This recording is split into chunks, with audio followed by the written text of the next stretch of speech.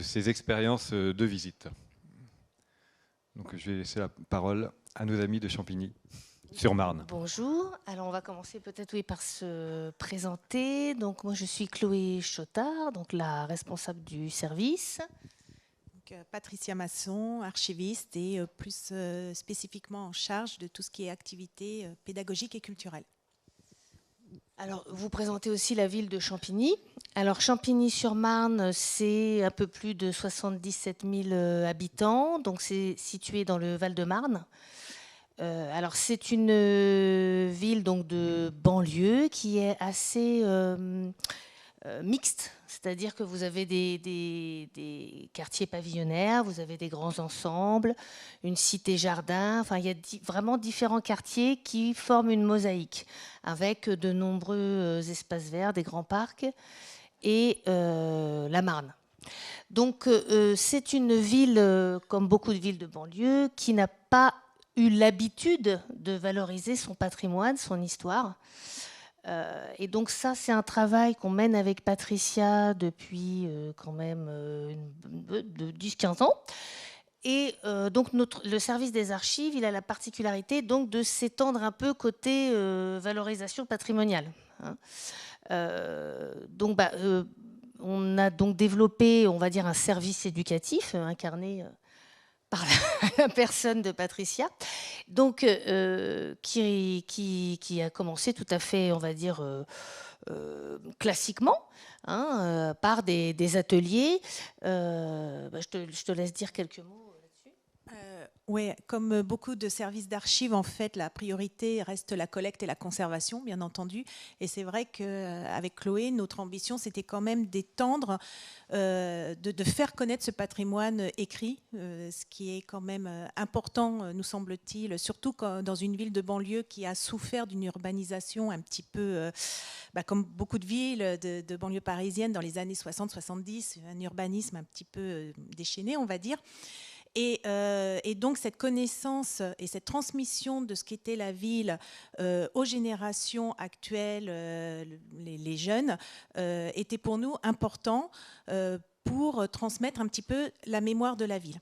Et c'est vrai que donc, le service éducatif a commencé très modestement, hein, quelques classes, des ateliers classiques, comme disait Chloé, hein, tout simplement. Et puis petit à petit, on a pris de l'importance, le bouche à oreille. Sur la ville de Champigny, il y a beaucoup de groupes scolaires, donc on a gagné en notoriété petit à petit. Si bien que, bon, alors si on met entre parenthèses évidemment l'année de la pandémie, mais on a accueilli jusqu'à entre 700 et 800 élèves par an. Donc, ce qui est, sachant qu'on est une petite équipe, enfin bon, voilà, au niveau organisation, c'est vrai que les problématiques se retrouvent un peu partout, mais pour nous, c'était plutôt un succès.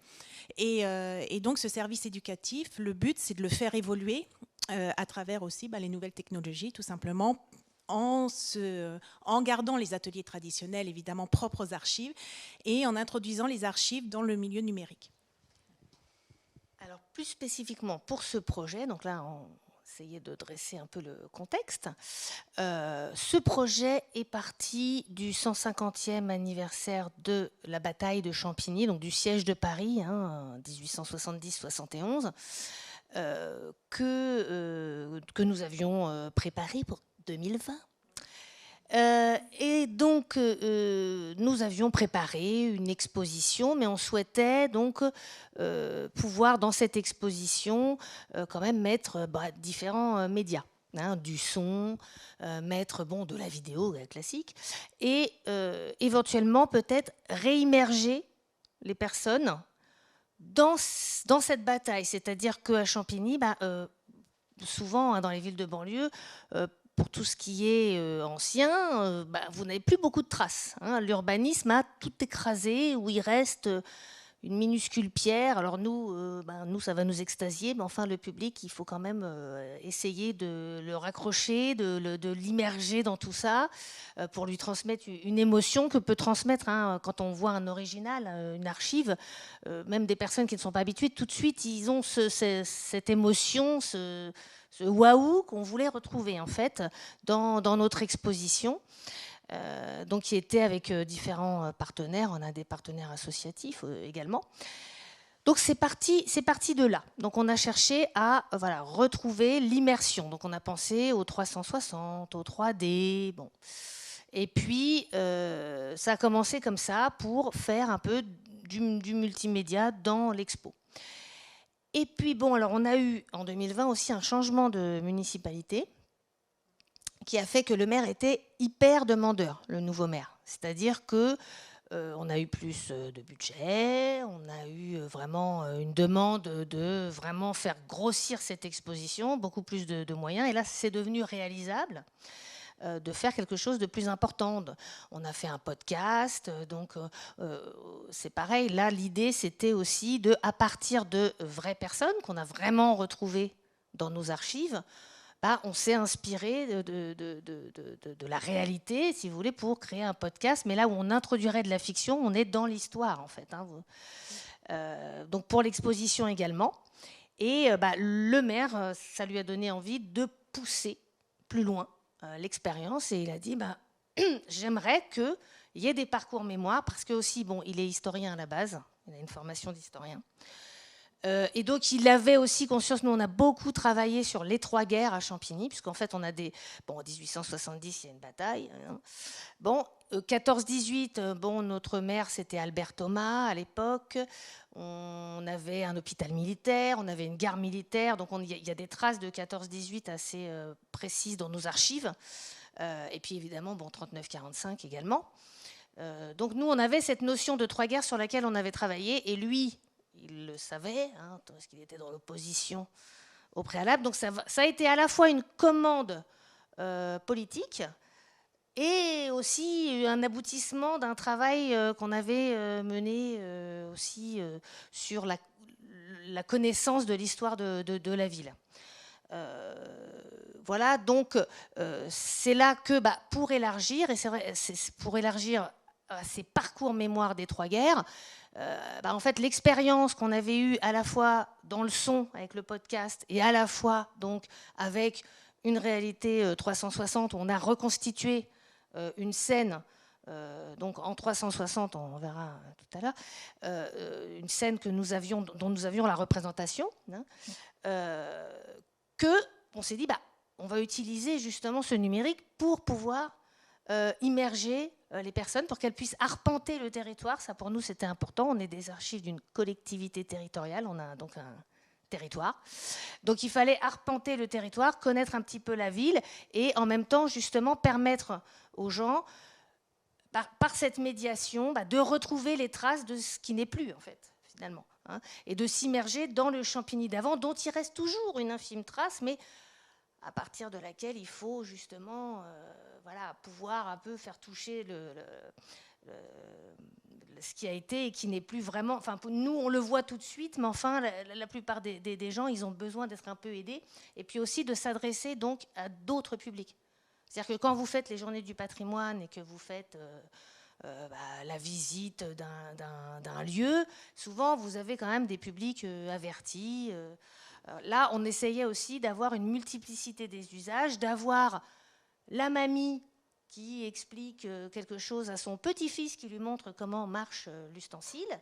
Voilà. Donc, on voulait pouvoir aussi ouvrir l'écrit, c'est-à-dire qu'on puisse avoir des documents écrits également. Alors évidemment, c'est plutôt visuel comme outil, mais le but, c'était vraiment de pouvoir ouvrir un maximum nos documents et aussi pouvoir toucher des publics différents. Donc les Campinois, évidemment, au premier chef, mais on a fait l'expérience aux Journées du patrimoine. Je te laisse peut-être en parler. Alors, c'est vrai que pour nous, le numérique a été le vecteur de valorisation de notre patrimoine écrit. C'était vraiment un petit peu le but, parce que les archives, ça reste quand même quelque chose d'assez obscur, on va dire. On ne sait jamais trop quoi. Enfin, les personnes à qui on parle archive, c'est soit tout l'un tout l'autre, soit c'est le 5e sous-sol, voilà, où personne ne va, ou alors c'est le côté caché, mystérieux. Enfin bon, voilà. Donc en fait, le but, c'est un petit peu de trouver une juste image qui correspond à la réalité. Et c'est vrai que le numérique valorisait ce côté-là des archives. Et du coup, avec les scolaires, ça marche très très bien. C'est-à-dire que pendant l'exposition, on a accueilli un certain nombre de classes qui étaient donc des classes pour le coup qui étaient intéressées par ce qui s'était passé, puisque quand vous dites à des enfants qu'il y a eu, alors aujourd'hui, effectivement, à l'époque, quand il y a eu notre exposition, il n'y avait pas encore la guerre en Ukraine, donc il y a quelque chose, il y a un rappel à l'ordre. Mais quand vous parlez à des enfants de banlieue et que vous leur dites que dans leur ville, il y a eu des seigneurs, il y a eu des châteaux, il y a eu des batailles, tout de suite, ils s'enracinent vraiment dans la ville dans laquelle ils se trouvent. C'est-à-dire que leur quotidien, c'est plus simplement là où ils habitent, ça va au-delà, il y a une histoire.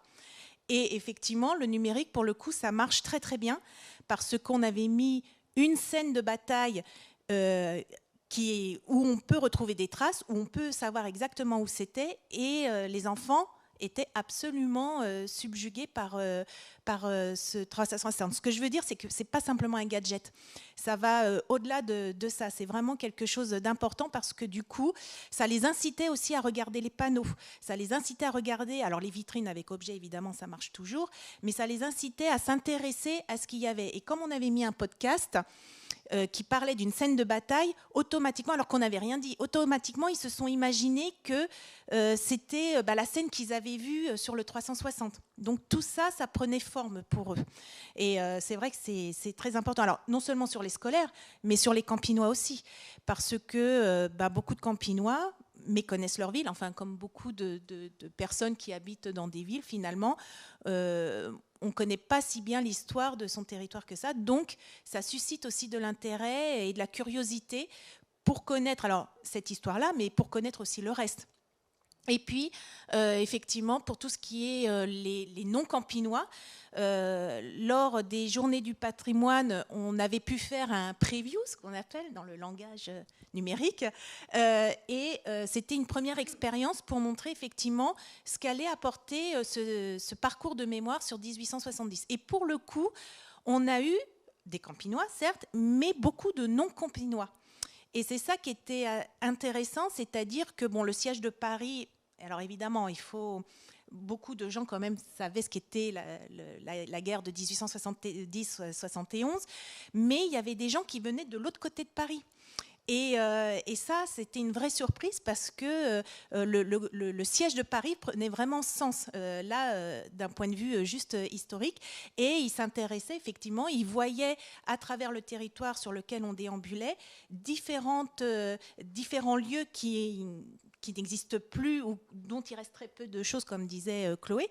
Mais ils s'immergeaient, ça donnait corps en fait à la ville, ça l'incarnait quelque part. Et ça, pour les gens, c'était vraiment révélateur. En tout cas, c'est ce qui a semblé ressortir. Bon, également, évidemment, pour notre ville, il y a une question d'image qui est très importante, puisque donc nous sommes une ville de banlieue avec des grands ensembles, avec parfois des problèmes inhérents à ces grands ensembles, et qui ont défrayé d'ailleurs la presse locale dernièrement. Et donc c'est aussi important pour nous de montrer que, déjà, premièrement, ces grands ensembles font partie de l'histoire de la ville, et que on est divers, et que on a une histoire et qu'elle remonte loin et que tout ça s'inscrit dans une...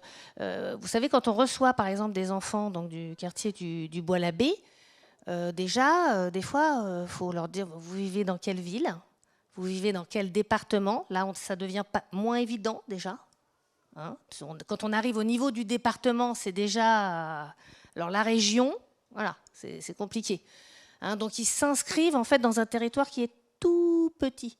Et le but, c'est justement d'ouvrir le champ. Donc d'ouvrir le champ temporel, le champ spatial aussi. Hein, et de leur dire qu'ils font partie d'un plus grand ensemble, justement. Hein, puisque le Bois-l'Abbé, leur dire le Bois-l'Abbé, c'est parce que c'était le bois de l'abbé. hein, qui appartenait à l'abbaye de Saint-Maur. Tout de suite, c'est pas un nom comme ça qui a été inventé pour donner un nom au lieu. Ils s'inscrivent dans l'histoire aussi. Et ça, c'est vrai que c'est assez intéressant. Et justement, c'était intéressant de voir la réaction des personnes aux Journées du patrimoine qui venaient un peu, des fois un peu, voilà, et qui se rendent compte que, bon, voilà, c'est une ville qui a une histoire et qui est intéressante également.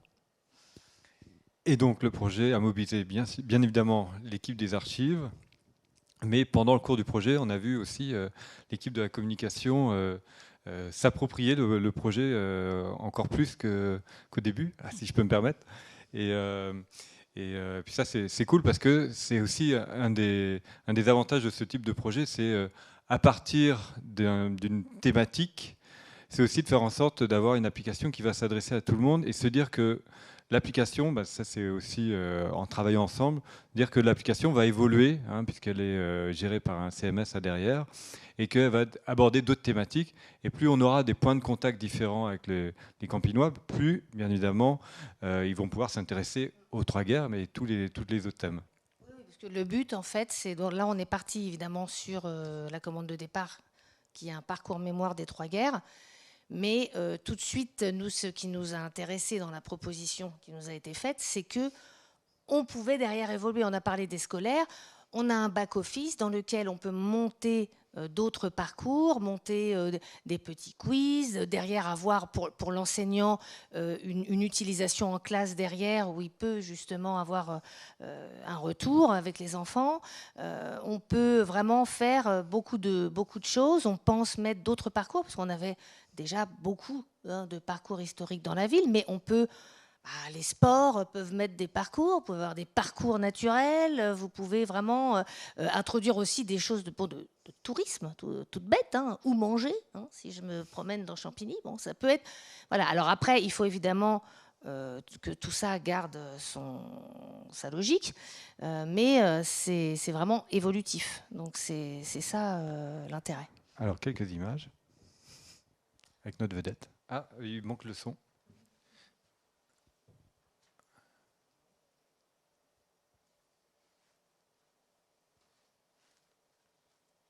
On va y aller.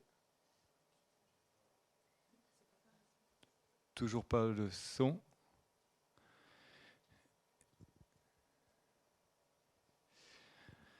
Bon, ben voilà. Et ouais, le son serait bien pour aussi une autre expérience ensuite. Donc là, c'est de la musique. Bon, en tout cas, voilà. Pour le teaser, on le fera sans la musique, mais c'est vrai que ça serait bien d'avoir le son ensuite. En tout cas, on voit un petit peu la diversité des contenus de l'application. Donc, vous avez bien évidemment des 360 immersifs qui ont été recréés, on va en parler. Des panoramas où on est parti d'un panorama existant qui est présent dans le parc et montrer la différence entre le panorama de l'époque et puis, l'idée, c'est aussi de partir des archives, bien évidemment, pour à chaque fois interroger ce qu'on voit en face de soi. Et donc ça, c'est vraiment un point extrêmement important qui a guidé toute la réalisation de l'application. Même si on va le voir, entre le premier parcours qu'on a fait sur la guerre de 1870 et les guerres qu'on va aborder maintenant, il va y avoir des évolutions. Donc aujourd'hui, le projet, c'est en fin de compte, c'est deux applications.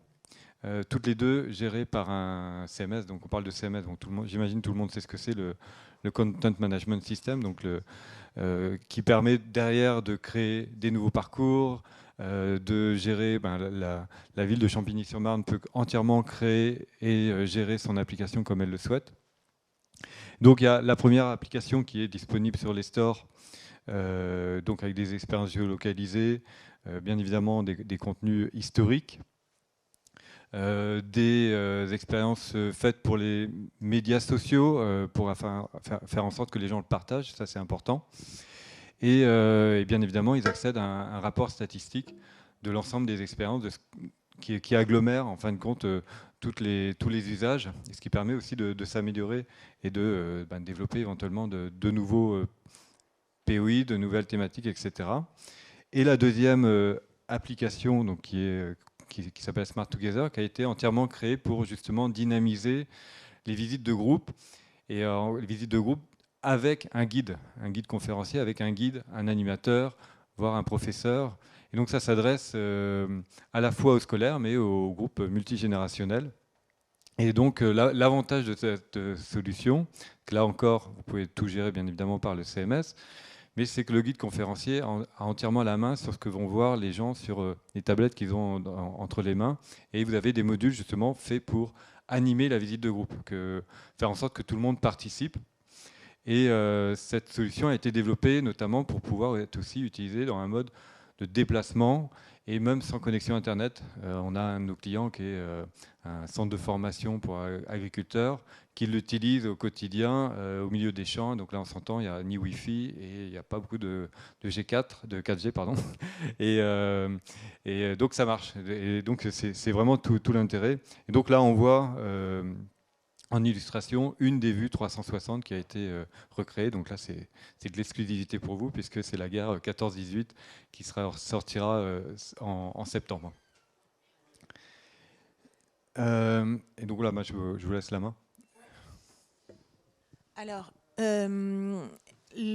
quand on a commencé à travailler sur ce projet, alors en tant qu'archiviste, nous, on travaille évidemment beaucoup avec des documents écrits. Là, la priorité, c'est évidemment les visuels, les images. C'est ça qui est la priorité. Donc, il faut essayer de trouver... au départ, ça a été un petit peu l'écueil de départ, en tout cas en ce qui nous concerne. C'est-à-dire qu'on avait déjà en tête ce qu'on voulait dire, mais peut-être pas forcément les images qui correspondaient.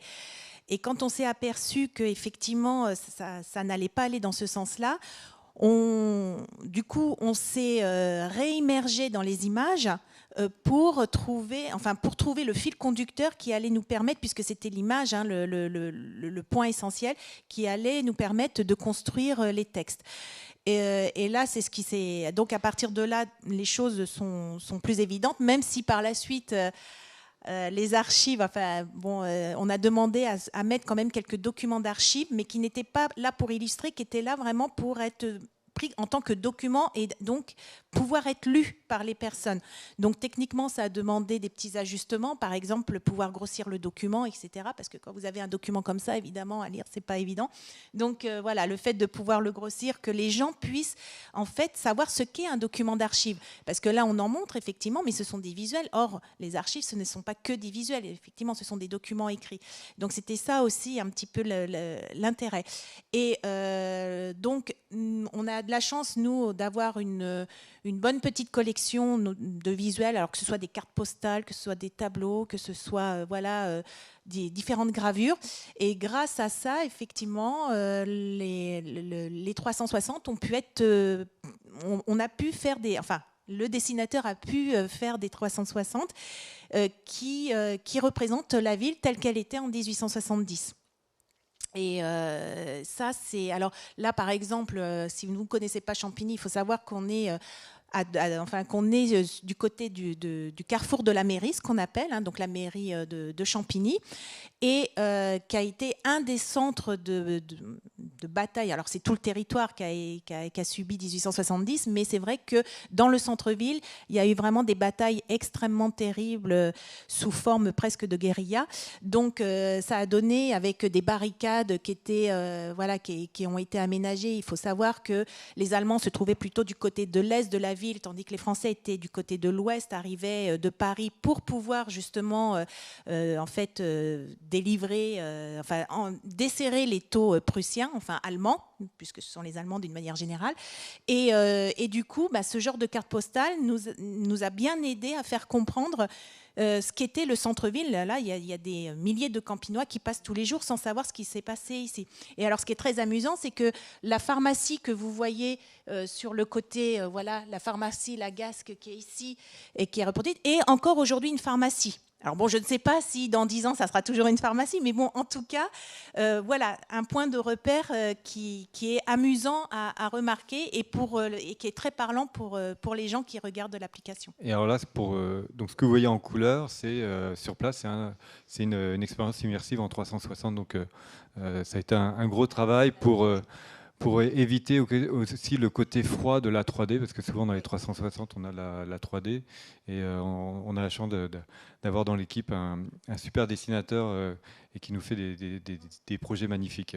C'est vrai que c'est très saisissant, hein, surtout que là, en fait, vous êtes sur la nationale 4 voies maintenant, de nos jours. Donc tout le côté gauche, donc les gens se retrouvent. Hein, et c'est très saisissant, comme tu dis, puisque sur certaines vues, nous, avec des vues en groupe, il faut faire attention, dire aux gens, vous quittez le trottoir. Parce que vraiment, ils sont comme ça, et ils oublient complètement où ils se trouvent. Donc un des deuxièmes bénéfices de l'application, parce que finalement, ça a été un vrai coup d'envoi pour essayer de faire transformer l'image de la ville auprès des Campinois. Donc qu'on a nommé passer de la ville dortoir à la ville d'histoire. Là, ce que vous voyez en haut, c'est un point de panorama d'aujourd'hui. Et en bas, c'est le même point de panorama que vous allez découvrir dans l'application. Donc là, on est toujours, bien évidemment, dans la guerre de 1870-71, toujours pour avoir ces points de comparaison et de compréhension, puisqu'il y a via une expérience interactive pour aussi inciter à regarder et à comprendre ce qu'on voit. Et donc, là, imaginez que c'est le 360. Donc ça, c'était la première expérience qui avait été réalisée. Et elles sont... Voilà. Là, on a le son, pour le coup.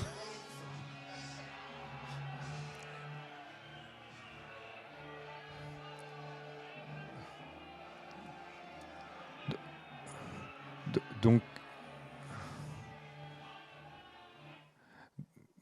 comme vous pouvez l'entendre, elles sont toutes sonorisées pour vraiment se mettre dans l'ambiance. Et forcément, en 360, c'est encore plus saisissant. Oui, non, ce que je voulais juste ajouter, c'est que là, l'image est à plat, mais en fait, il faut s'imaginer que c'est dans une sphère. Tout ça est construit dans une sphère.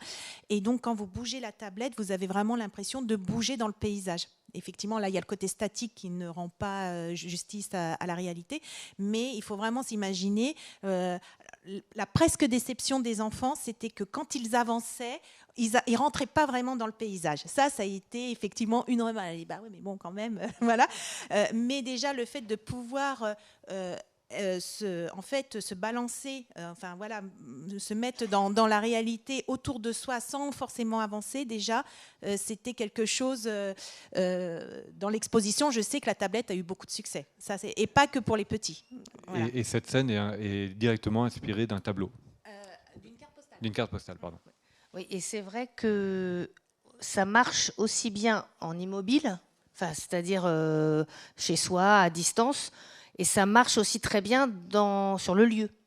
Parce que sur le lieu, justement, c'est de se dire « Ah, c'était là !» Donc on compare comment c'était avant et on se rend vraiment compte du changement, que la ville vit et qu'elle évolue. Et chez soi, à l'exposition, les gens n'étaient pas sur place et pourtant, ça marchait très bien aussi, quoi. Et donc ça, c'est 14-18 pour le coup. Donc la guerre militaire, Voilà. on s'embarquait les troupes. Là aussi, on a une expérience immersive. Donc il y en a 2 par guerre, et donc il y en aura 6 au final.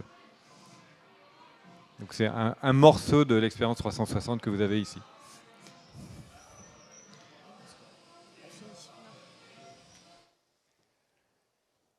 Et si vous voulez continuer sur les bénéfices.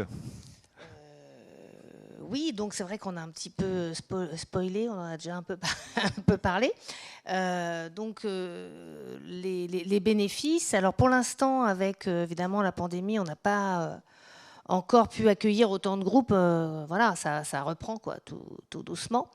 Mais donc, nous, on compte en fait utiliser même la tablette, pas seulement dans le parcours mémoire en fait. On pourra s'en servir pour créer d'autres ateliers, l'utiliser en support, peut-être rendre les enfants interactifs, qu'ils puissent remplir des petits documents. Enfin voilà, je te laisse, parce que c'est toi qui imagine tout ça. Oui, le but, c'est pas que ça reste juste un moment comme ça. Il faut que ça soit réutilisé en classe. Il faut que les contenus qui seront dans la tablette puissent être valorisés à nouveau avec le professeur, en dehors de la visite. Et c'est vrai que là, pour 14-18, justement, on en a parlé il n'y a pas longtemps. Autant pour 1870, les jeux, ça reste des jeux, j'allais dire, un peu individuels, dans le sens où sur chaque point d'intérêt, il y a ce qu'on appelle une quête, on a appelé ça comme ça, pour retrouver, voilà, voir comment le pont de Champigny a été détruit, comment il a été reconstruit, voir sur différents monuments aux morts ce que signifie chaque symbole, etc. Dans l'application, enfin dans le circuit 14-18, là, il sera plus question d'interaction vraiment de la part des enfants, voire de se projeter et d'imaginer une petite histoire, quelque chose qu'ils pourront prendre avec eux, enfin qu'ils pourront garder avec eux par la suite. Tout ça pour être réutilisé en classe avec le professeur. Voilà, ce qu'on appelle Louise et les archives. L'idée, c'est effectivement, c'est d'aller sur les lieux et ils vont pouvoir comme ça recréer eux-mêmes une histoire à partir du personnage principal. Louise, qui est une personne qui a réellement existé et qui a vécu les trois guerres. Donc, elle était... pardon, bon. Ça reste entre nous. Oui, oui. Et, mais en tout cas, le personnage dont elle est inspirée a vraiment existé. Et donc forcément, elle était très jeune en 1870 pour pouvoir avoir vécu à la Deuxième Guerre mondiale. Donc on va la retrouver sur ces 3 années. Et donc cette année, pour les Journées du patrimoine, on va ouvrir une partie du parcours 14-18 qui sera entièrement ouvert pour le 11 novembre. Et puis, dans 2 ans, il y aura la Deuxième Guerre mondiale. Oui. Et le but après, évidemment, hein, tu parlais du tourisme, voilà. C'est que aussi le tourisme qui, normalement, va se développer à Champigny s'empare aussi de l'outil et fasse ses propres parcours. Et sachant qu'on on a un camping sur notre territoire, la plupart des gens vont vers Paris. Donc l'appli aussi est en anglais et en allemand. Bon, après, on a des relations avec des villes jumelées, mais bon, le but aussi, c'est d'aller par là. Et donc, pour conclure un petit peu les enseignements de cette application, là, je vous laisse... Oui, alors effectivement, le travail en amont est très, je vais dire ce qui est vrai, c'est-à-dire est très chronophage. C'est-à-dire que rassembler toute la documentation pour élaborer les textes, les galeries, les jeux même, demande énormément de temps. Donc au niveau organisation, là, je dois dire ce qui est bien tombé entre guillemets. Voilà, il y a eu la pandémie. Alors ça, c'est un peu, voilà, c'est terrible à dire, mais effectivement, vu que toutes les activités pédagogiques ont été stoppées, évidemment, hein, je me suis retrouvée avec du temps en fait pour pouvoir vraiment m'occuper de ça. Et ça prend plus de temps que ce qu'on imagine. Voilà, mais c'est toujours comme ça, hein, même quand on monte une exposition, c'est toujours, voilà, ça prend toujours beaucoup de temps.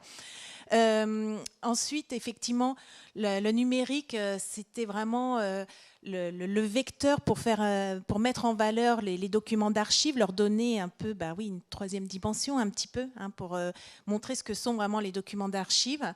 On a voulu aussi effectivement privilégier le fait que ce soit c'était très important que ça reste pas simplement dans le domaine historique. Il fallait vraiment que les collègues de la mairie s'approprient aussi cette application pour montrer aussi leur travail, tout simplement, hein, que ce soit même au niveau, je sais que les collègues des bibliothèques étaient intéressés, la culture, évidemment, la maison d'art, la maison des arts plastiques, les sports qui pouvaient mettre leur propre parcours sportif.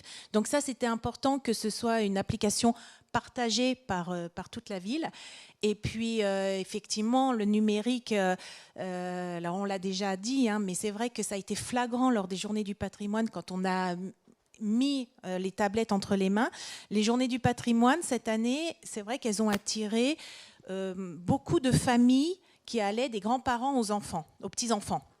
Et c'est vrai que les grands-parents, on va dire, ils étaient plus sur le côté classique des Journées du patrimoine, donc la visite classique, mais l'outil numérique a introduit une dimension de rapprochement. C'est vrai que du coup, les petits-enfants, eux, ils étaient intéressés, mais le fait qu'il y ait l'outil numérique a rajouté de l'intérêt à ces visites.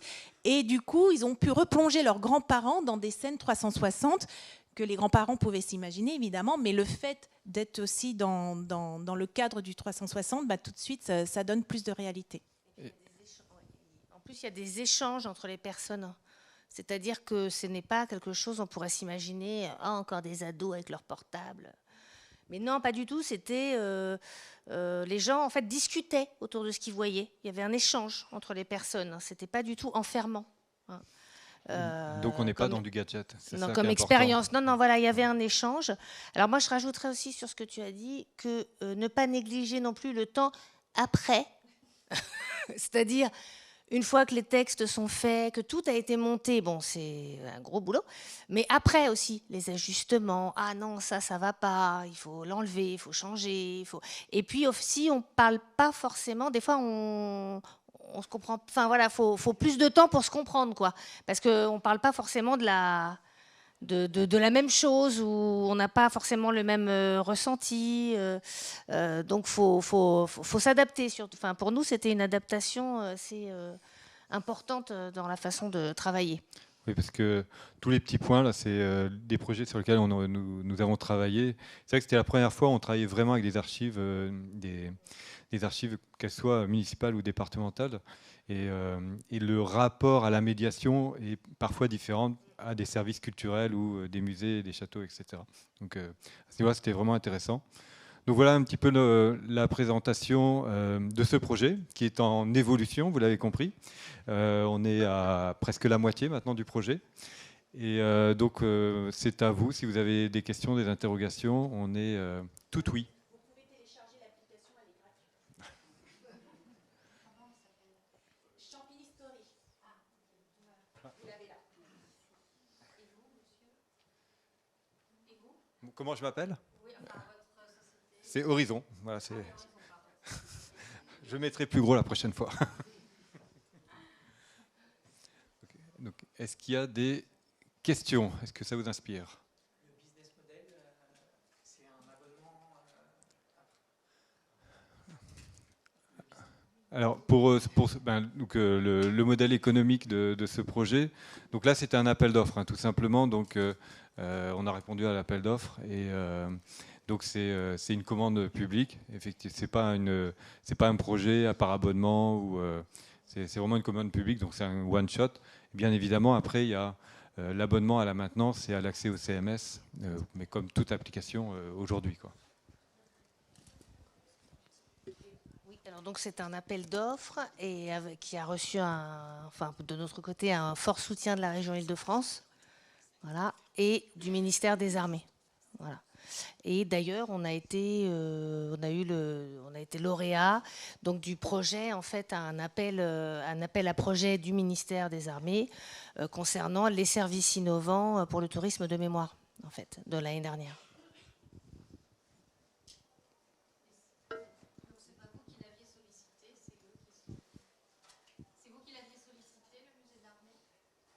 Non, alors le ministère. Donc oui, en fait, ils avaient passé un appel à projet. En fait, ça fait alors je ne sais pas depuis combien de temps, mais tous les ans depuis quelques temps, ils avaient donc déposé cet appel à projet, et donc on a été une quarantaine à répondre. Il y a la ville de Caen aussi qui a été. Ils ont reçu 8 lauréats. des villes, des musées principalement.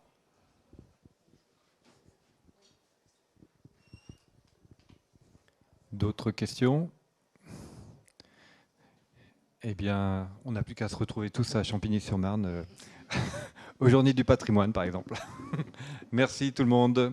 Bonne journée.